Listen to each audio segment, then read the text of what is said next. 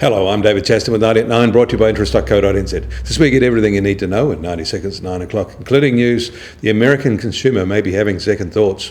Consumer confidence fell in the US in September for the first time in 5 months, and home prices in July rose less than expected from a year earlier, underscoring the unsteady nature of growth in the world's largest economy.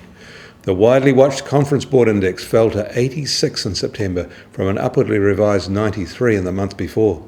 Economists had expected a reading of 92.5. The S&P Case-Shiller Index of property values in the US increased 6.7% in July from the same month a year ago, the smallest 12-month gain since November 2012. These reports were enough to spook the equity markets, and the oil price fell spectacularly down to $91 a barrel, with the Brent price now under $95 a barrel. Gold also fell, and sharply, and is now just at $1,210 an ounce, which is its lowest price in 2014. Below $1,200 an ounce, and many mines will have to close.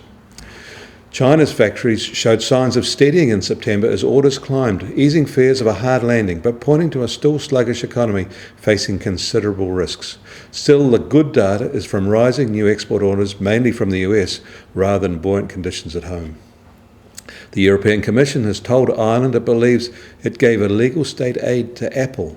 It has published a letter originally sent to the country in June, accusing it of helping the computer giant via special tax arrangements. It is also looking at whether some other countries unfairly favour multinationals, including Luxembourg for its deal with Fiat and the Netherlands for its famous Dutch sandwich arrangements. Staying in Europe, the euro fell to a 2-year low against the US dollar as slowing inflation of 0.3% in the 18 nations that share the currency boosted the case for extra stimulus from the ECB. In fact, to get things moving, Mario Draghi wants to buy bundles of Greek and Cypriot bank loans with junk ratings in a move that is set to exacerbate tensions between Germany and the bank.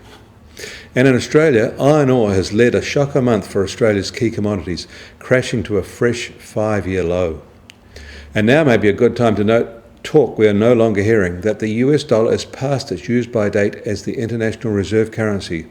All that talk has evaporated. The US dollar is still king and extending its role and reach.